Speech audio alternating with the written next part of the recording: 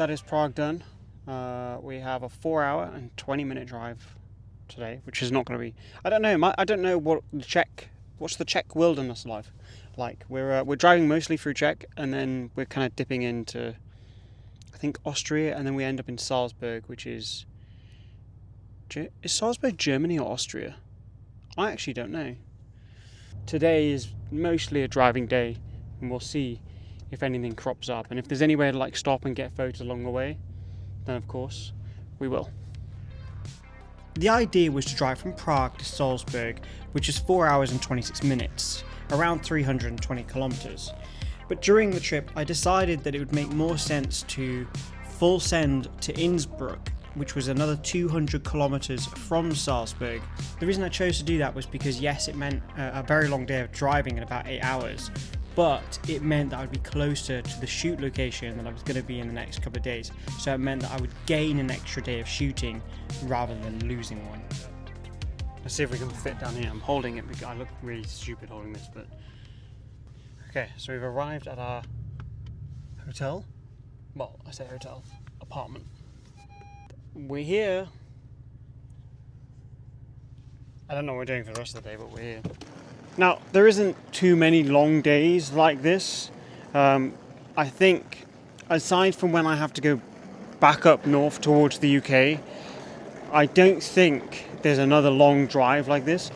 We've got a few long days, of course, but like long stints. Like today's been a 7.5 hour journey. Apartment acquired. Right.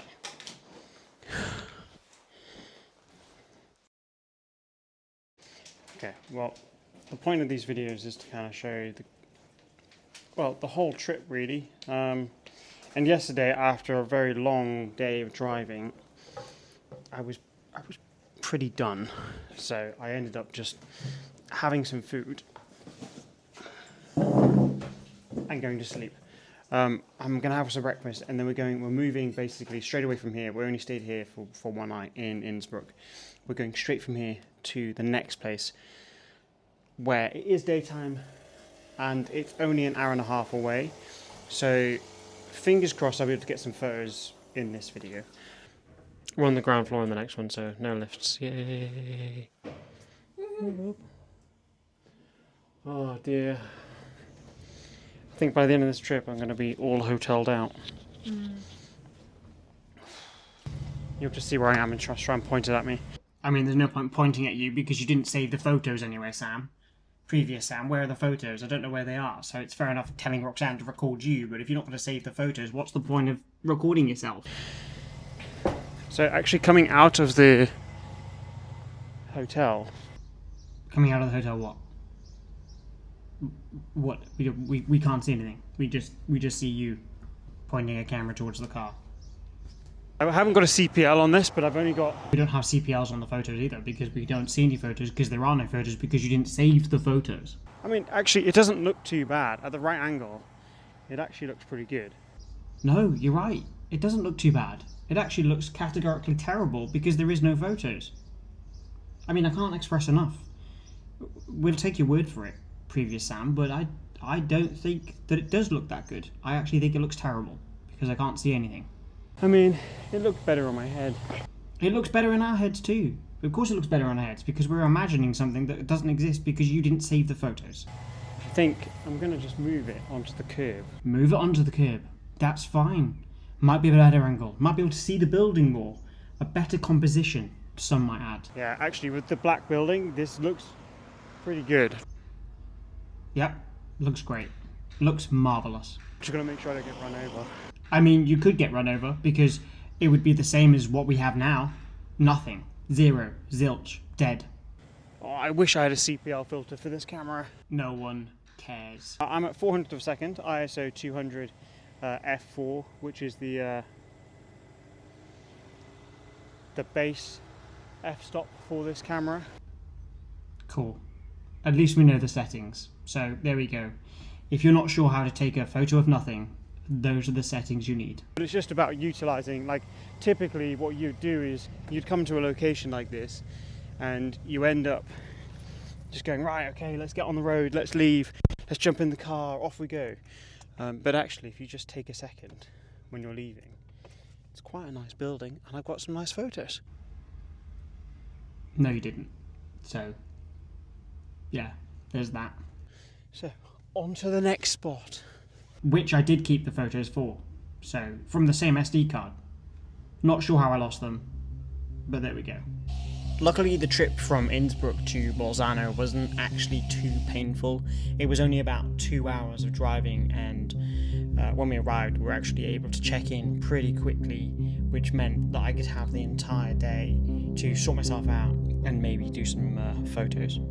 So this is where we're going to be based for the next couple of days, maybe a little bit longer. We haven't decided if we're going to extend or not.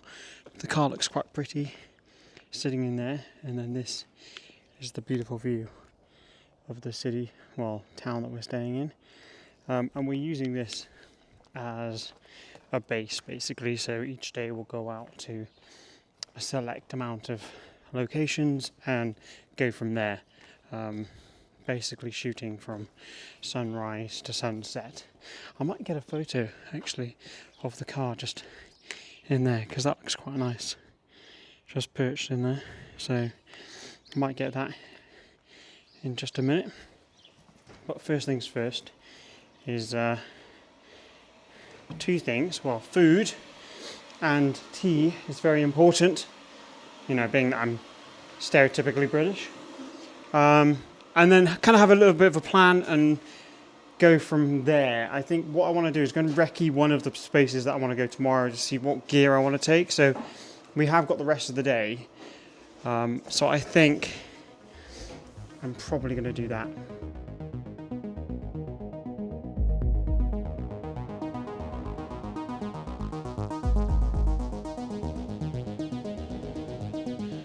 Okay, it has been a long 2 days of driving, but I wanted to come and get a nice kind of shot here, well, video.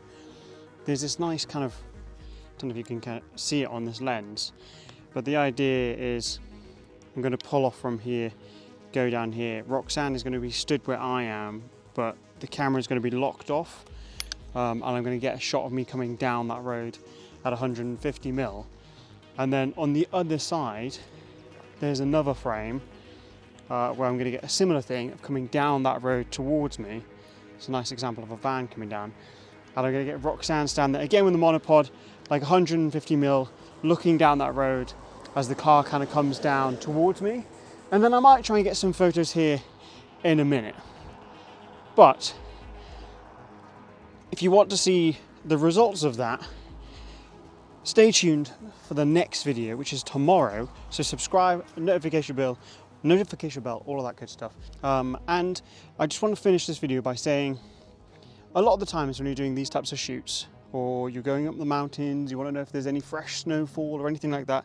This isn't paid, but the way that I find out what the weather's doing is I use an app called Windy. It's like a cheat code. If you don't know, go to the App Store, whatever device you're on, iPhone, Android, download Windy, and you can have a look at what the weather's doing. Fresh snowfall, temperature, wind, cloud cover, low cloud cover, literally everything. And it's what I use for all of my shoots and doing research. When I'm trying to find spots like this one, I use Street View. So I go onto Google Earth and I go onto Street View and I have a look around to see how the road looks, where I can stop, which is how I found this lay-by just following it along to try and find basically the location that I want to shoot in. So Street View and Windy are going to be the two things you're going to need when you're going to go on a huge shoot like this, and I highly recommend both of them. I'll link them below actually. If I can find the link, I'll link them below. With all that being said, create more, stress less. I'll see you in tomorrow's video, which will start